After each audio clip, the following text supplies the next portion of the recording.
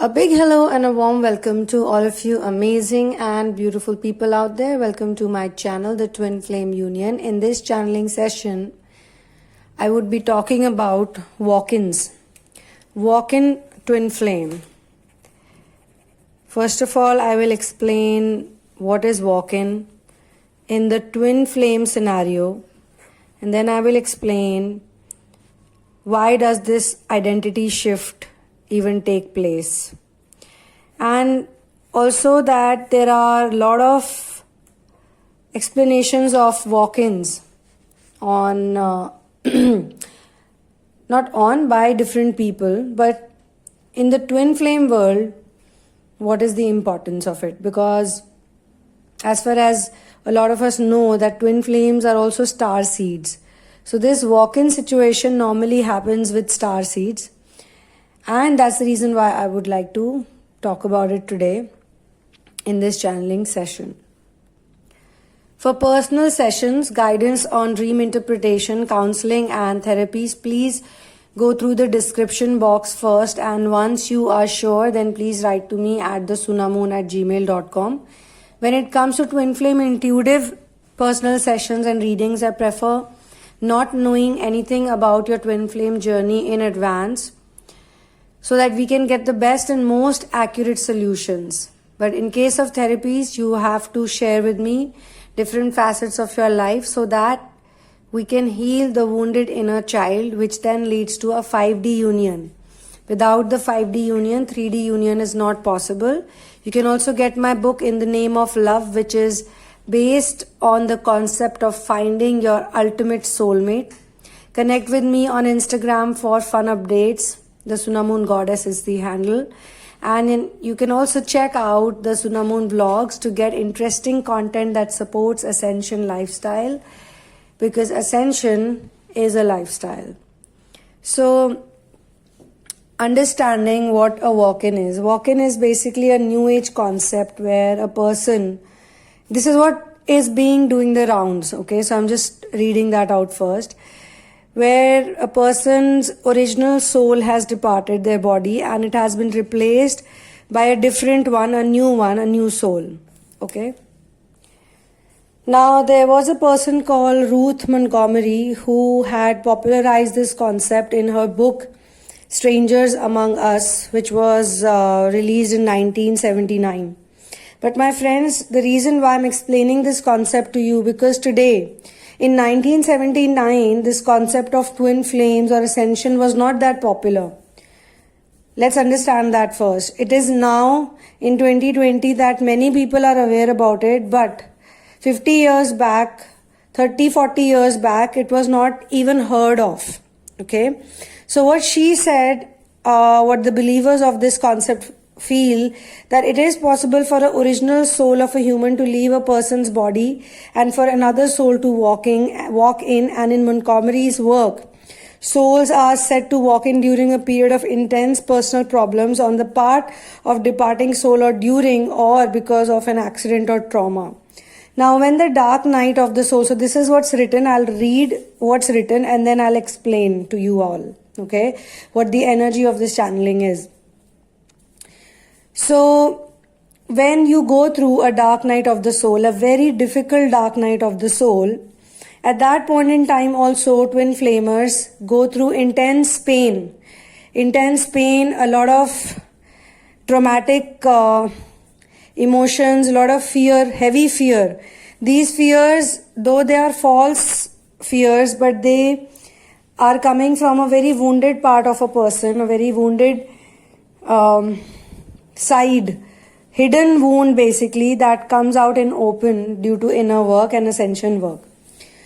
And it has to come out. It's not a bad thing. It has to come out, because if this pain will not be exposed or uncovered, it will create a lot of issues. It will continue to create delays in a person's personal growth. Overall growth will not be possible and the chakras would remain unblocked. Now, that also is not a comfortable place to be in. So whosoever it is, they want to grow, they want to become better.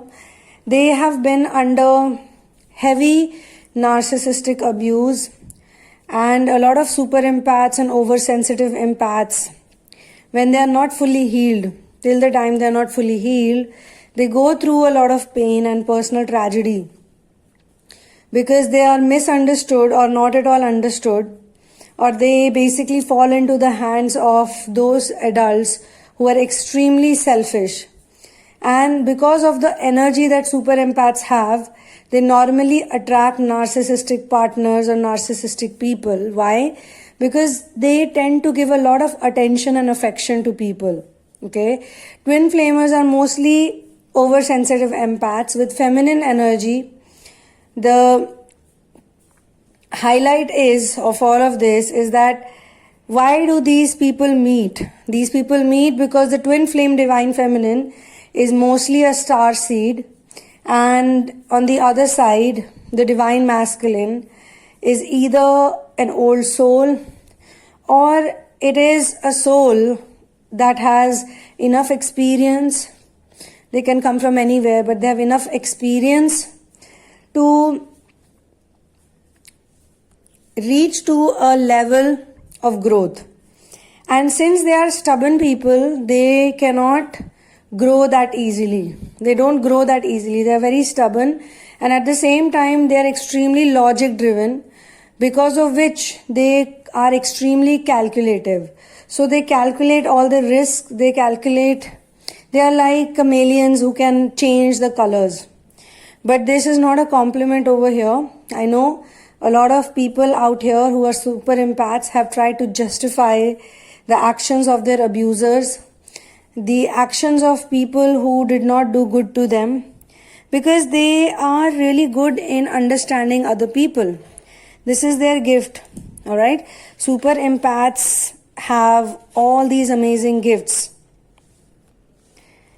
Like, they know the secrets of other people and they don't judge people because of their empathetic, highly empathetic nature. They see the good side of everyone. They try to see the good side of other people. Okay? And in some cases, this good side may not be that strong. Those people could be extremely selfish. So even if they are good to someone or good towards this super empath person that we're talking about, they would only be good because they need something from them. That's it. And this is something that the super empaths don't learn otherwise.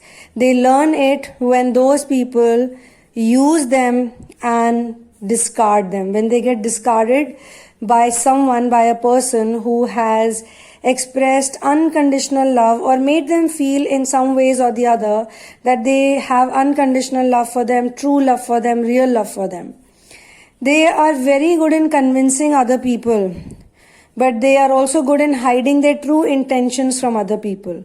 So the reason why super empaths who are on this planet to learn major lessons, and one of their prime lesson is to understand the concept, the true concept of unconditional love.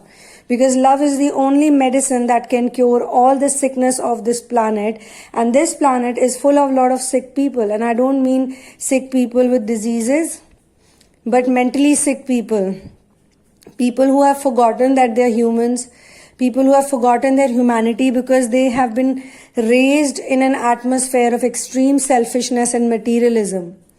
The star seed souls, they are not materialistic souls. They just know how to manifest things. So why do they manifest things better than others, especially materialistic things, and why are they not so attached with it? Is because they don't think about the usual rigmaroles of life. They don't get caught up and trapped in these issues.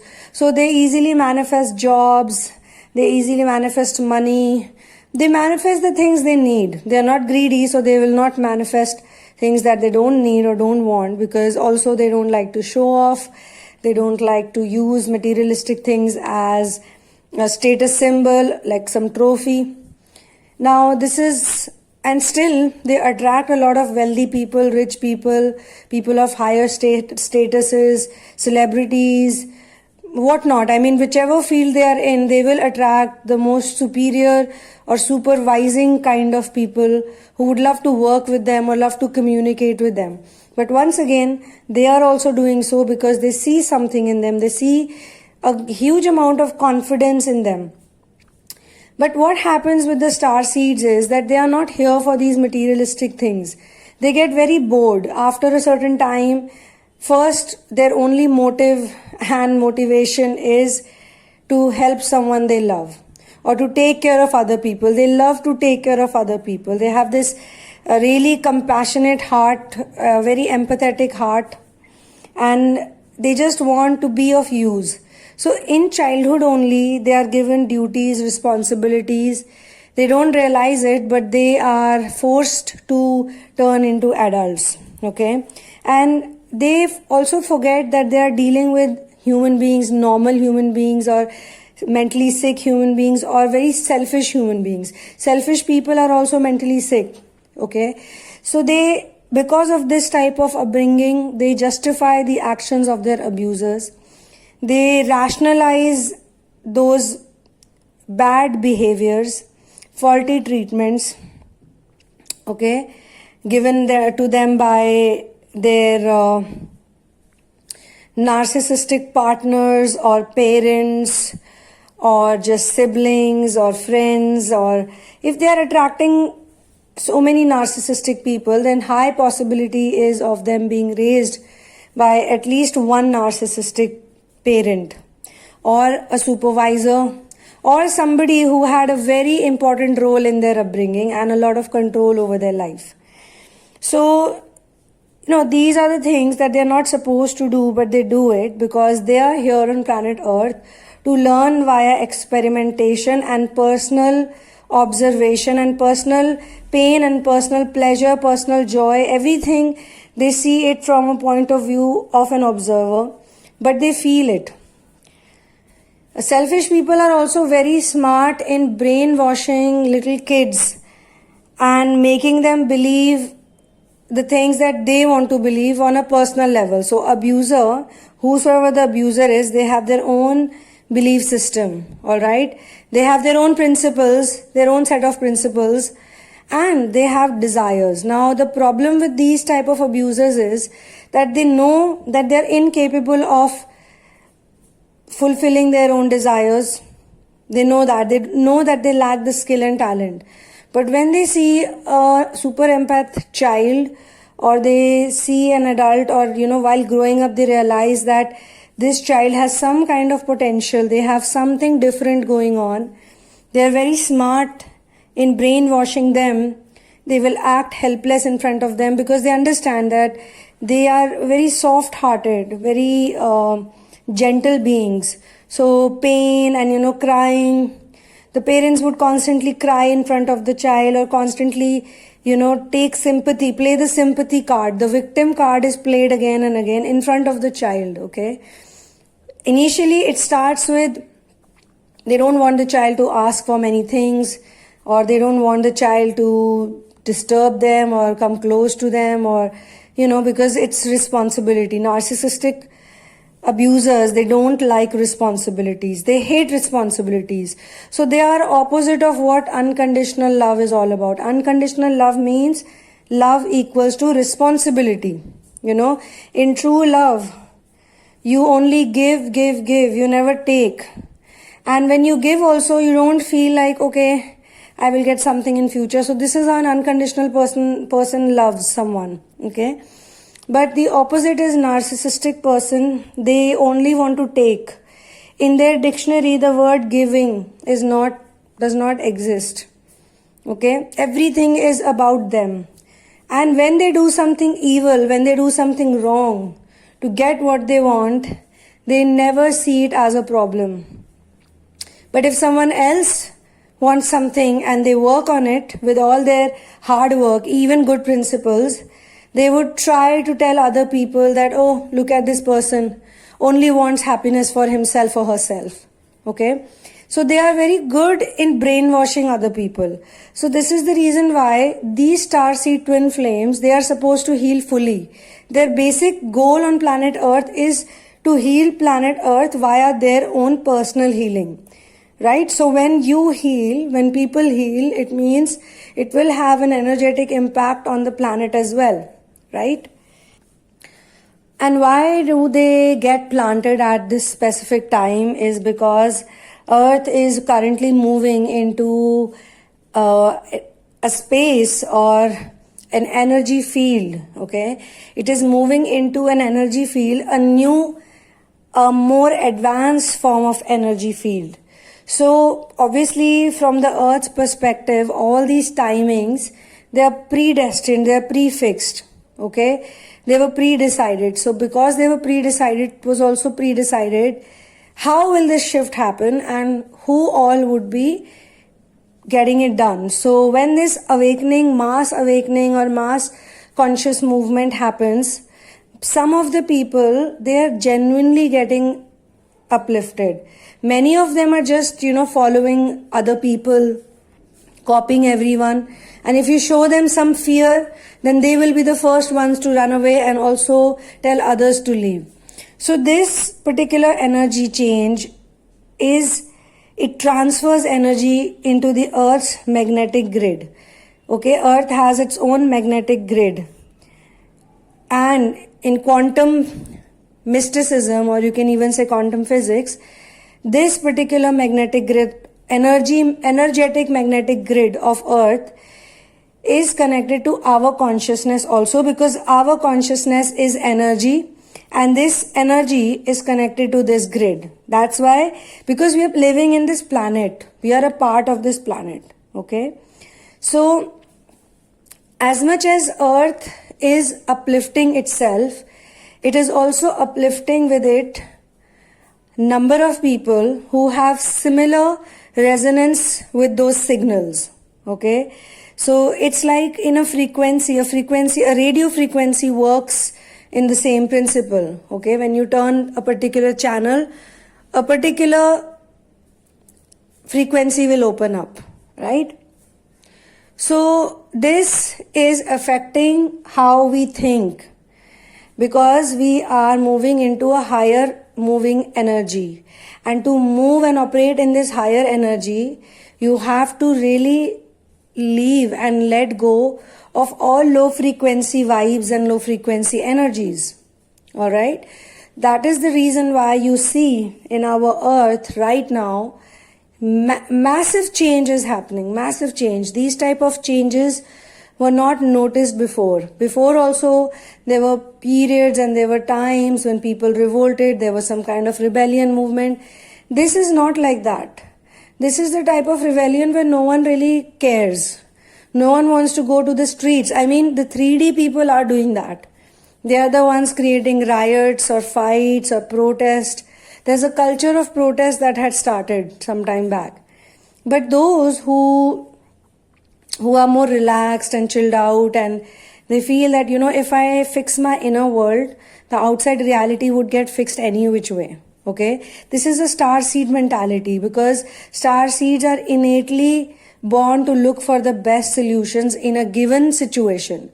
So these situations, Earth has created these situations, and in their own relationship patterns, in their own world, they felt this turmoil. They felt that they are surrounded by such selfish people who only want their own good. And they don't even know what good and bad is, basically, but it has to satisfy them and their purpose. That's it. And what is their purpose? It is a collection of materialistic goods and objects or status symbols so that they can appear better in front of others. Now, these type of narcissistic people are also crumbling at this time. Why? Because if you look around, money these days has but it has lost that power that it used to have. Beauty, money, age. People are just dying. Even if they are very rich, they are very wealthy, they cannot beat death right now. Right? So what is happening according to this theory of Miss Ruth Montgomery is that she feels that when the soul goes through some kind of turmoil, some kind of intense pain, they feel as if they have died or they are dying. Okay? This is very similar to dark night of the soul. The concept of dark night of the soul had vanished from the face of Earth. Why? Because people had no education about these things. Because people are not spiritual. People were not spiritual. Now they are awakening. But at that point in time, and during the dark ages especially, people were not knowing of any of these things. They would not even think that something called inner world exists. Okay, they felt that whatever they have in front of themselves or of them is what the truth is. They had no way to even think that I can change it, that I can change my situations. Okay, so the walk-in being or individual retains the memories of the old original personality but does not have emotions associated with the memories. Now this is exactly what happens when we do ascension work. During ascension work, we remember all the memories, but we heal those places or those parts which make us feel it is a good memory or a bad memory. For us, it becomes just a memory. Okay? So when abuse has happened in childhood, it could be sexual abuse, physical abuse, some kind of assault, something bad, verbal abuse, mental abuse, emotional abuse, any kind of abuse, then we just see it as a situation that took place. We remove the part that troubles us or worries us or causes us trauma and pain. Okay? So the walk-in being individual retains the memories of the original personality but does not have emotions associated with the memories. As they integrate, they bring their own mental, emotional, spiritual consciousness and evolve the life to resonate with their purpose and intentions. So this is what happens, my dear friends, when your identity shifts. Okay? The song Duality to Singularity, it talks about woken up identities. The last lines are, thank you for the woken up identities, right? So these woken up identities, so Divine Feminine, through her inner work, she awakens, she wakes up that identity, okay? So even though it feels like it is some other person, because once your identity awakens, okay, the shift happens, you will remain the same person, but still you will not be the same person. And I'm specifically talking about the twin flame starseed transformation process. Alright? So for the twin flames, when they meet a narcissistic abuser, the so-called divine masculine figure or the opposite sex or the twin flame, when they meet that person acts extremely selfishly with them. And before acting selfishly with them, they had shown a really beautiful side of them, which made them believe that this is unconditional love. Alright? So all my life's journey, all my pain, all my suffering so far, all the relationships I went through, every experience I had was basically created so that I could meet this person who loves me unconditionally without a doubt. Now they do make them feel that they love them unconditionally, but they need something from them. When they get that thing, it could be anything, attention, affection, sex, money, anything. When they get that thing from them, the work is done, the job is done, they no longer need them, so the next step is to discard them. Now, when they are discarded so badly, ghosted, discarded, ignored, neglected, or made to feel like a very horrible low-life creature, they just wake up. First, obviously, they go through the dark night of the soul where they feel like they are dying or they cannot take it anymore. It's too much pain, because this pain is coming from their heart actually. They can't believe, logically, they can't believe that someone could be so good in acting, or someone could really fake all of this love for them. Like, how is it possible? What about their own emotions? They always felt this intense connection towards this person. Now, this intense connection has to happen. If this intense connection does not happen, the soul is not going to transform. The soul needs lessons to transform. And this, my dear friends, is the most important lesson to understand what is true love and what is conditional love, the difference between true love and conditional love.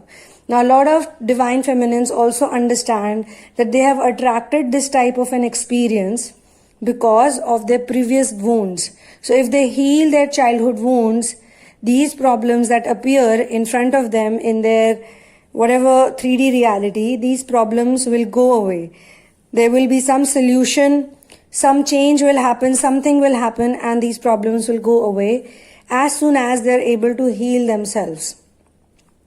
In this process, the feminines normally lose their old families, old friends, old jobs, all those things that do not serve them any purpose, and they create or recreate a new life. Now they are super empaths, but they are healed super empaths, fully healed super empaths. And this brings in a big shift in their energy, okay? And this is the reason why a lot of emotional things, memories, they lose their impact. Some people even feel during ascension work, they feel that they've lost like some memories. They don't remember a lot of things, okay? So the soul sort of makes a shift. The soul walks into a higher dimension, into a higher frequency. Now this is what I understand from this whole walk-in situation. Once the person, the divine feminine walks in, the narcissistic person or the abuser in this case, or the other half or the counterpart who has obviously the potential of becoming a more authentic person, but they never needed it because they were so trained. They were trained by the same type of narcissistic abusers, but the abusers were fond of them. Even abusers are fond of people. So they enable the same behavior that they have by training another child or another person just to be like them, like their own version, their own clone, okay? So ego also replicates its clone, just like Ravan could replicate himself. Anybody can become Ravan even today. The huger ego you have, you are closer to becoming Ravan. And for Ram, the most compassionate human being he was, the perfect human being, he also makes his clones. Like anybody who follows his principles and values and chants the sound of Ram, because as a sound, it does not have any gender. A woman can equally become, a purified being, and a man can also be. So their own best version, basically. So what happens here also is that because the narcissistic abuser or the person who could be the abuser or the person who is also unhealed figures out that they are no longer able to access their energy, the energy of the super empath, or the super empath has actually stepped up a lot from them and gone really away from them. In fact, they very subtly, in a very naturalistic way, make the abusers, the narcissistic people feel that you have some problem.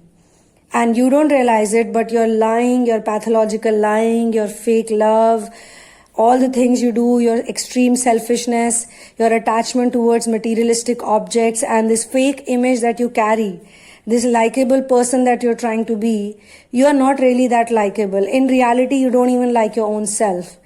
So grow up, and they give this subtle education or information just by changing their own stance towards them. They no longer are so attached. They are very detached with these people.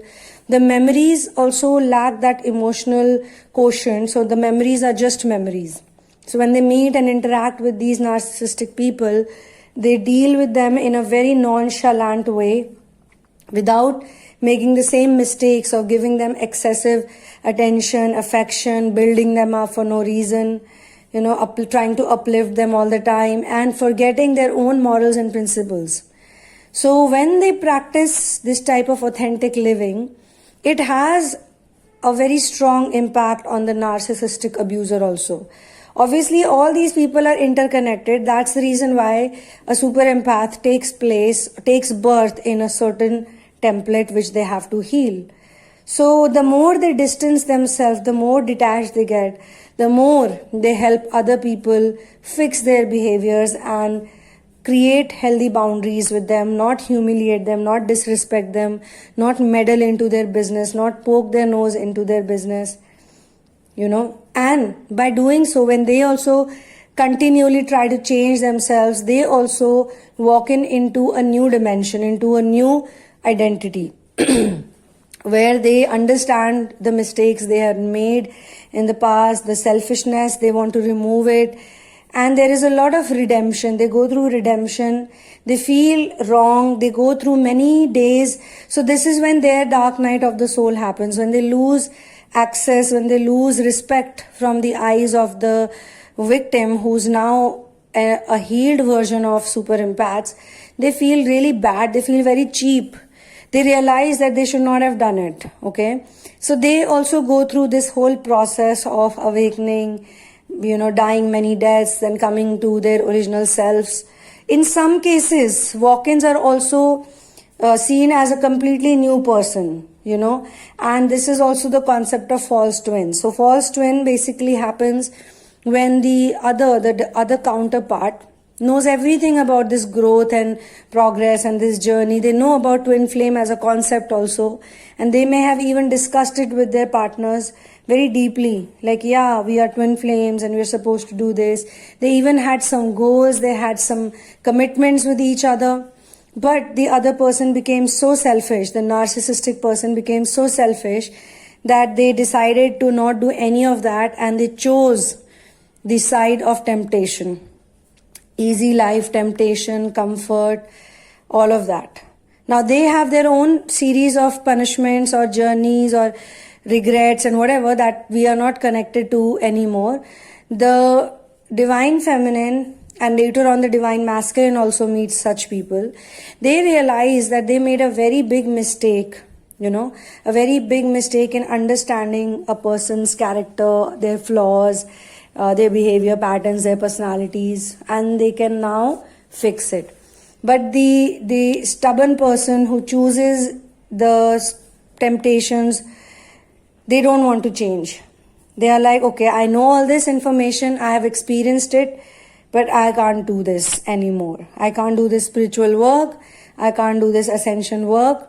In this case, that person ends up becoming false twin. Okay? And when they turn false, okay, and this doesn't happen in one day, okay, some of you must be, I'm saying okay so many times. Anyway, so for some people, they want to believe that in 2 days, in 2 weeks, in 3 weeks, this replacement will happen. No, this replacement only happens when good amount of work has been done. Good amount of inner work has been done by the divine feminine. She is the Shakti, the energy center. So she needs to do that inner work, and then she will be given offers. First via dreams, then via other situations, and then similar offer would be made by the false twin, who will turn false twin eventually. Till the time they make this offer. If this offer is below her dignity, if this offer is below her principles, like say the man comes back, the divine masculine comes back, and he says, I already have someone in my life, but I want you also to be in my life. Okay? I will meet you, I love you the same way, nothing will change, but you just have to understand that I have given some commitment to someone else also. Some of the divine feminines see this as an opportunity.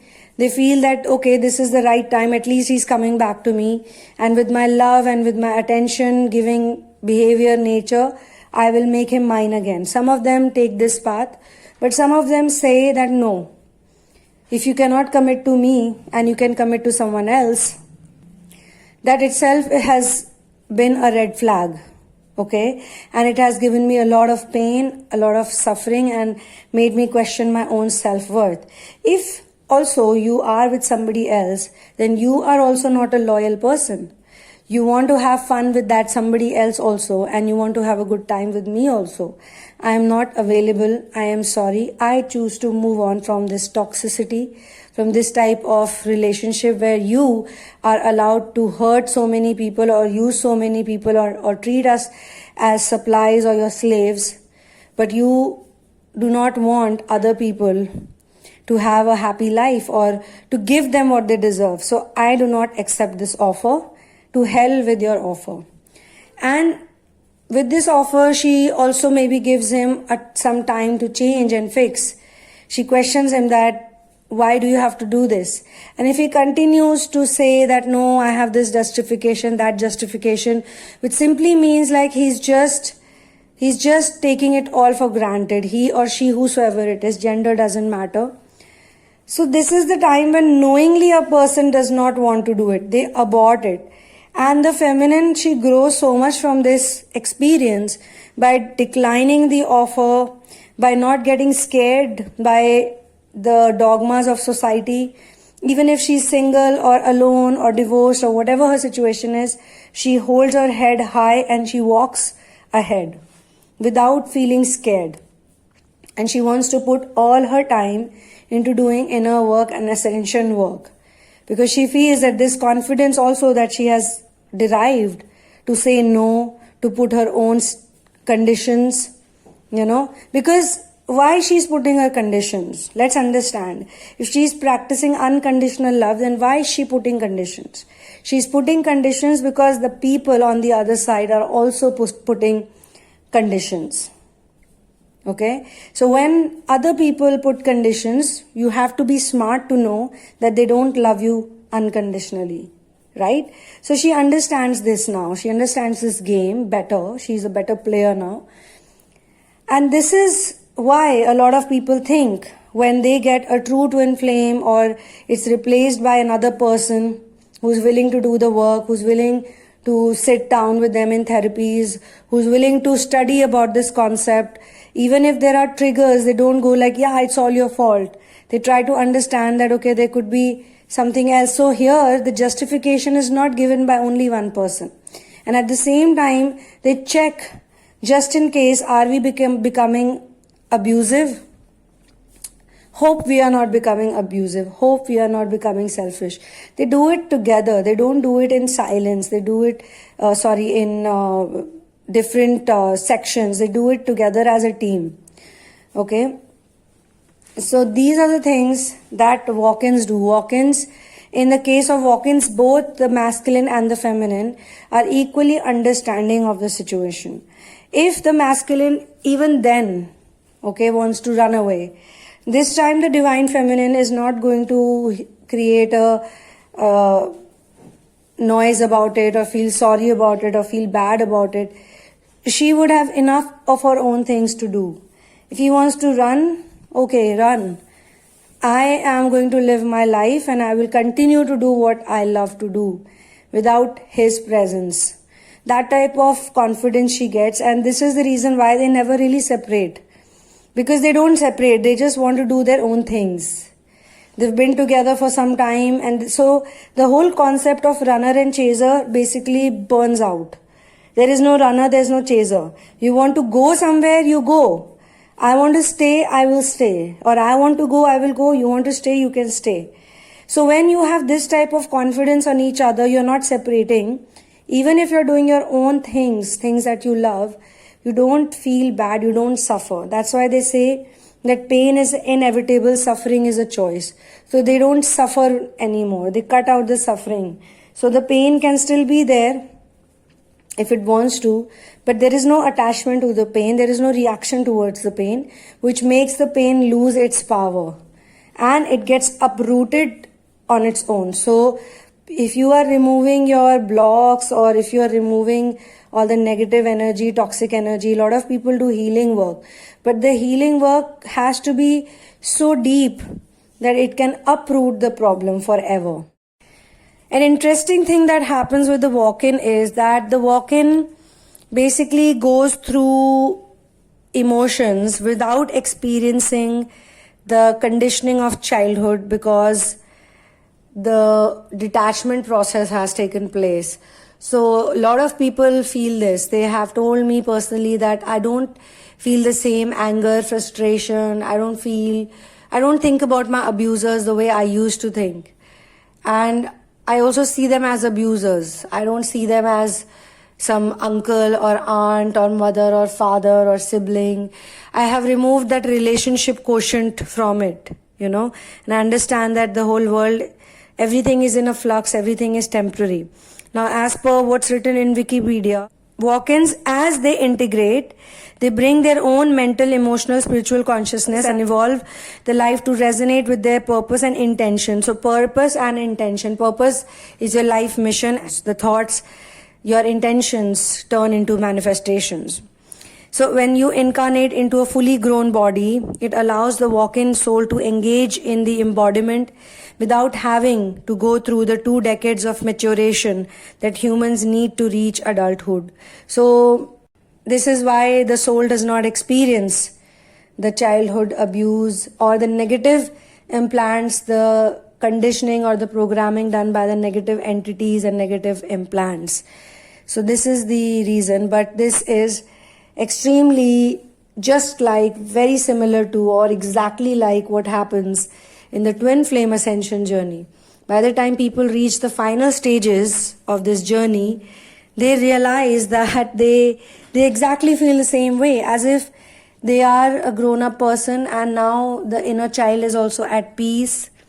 You know, they have the memories, but they're not emotionally attached to the memories, and they don't need to remind themselves of the failures, of the traumatic experiences, of the toxicities on a daily basis, so that they can do their mission at peace, peacefully.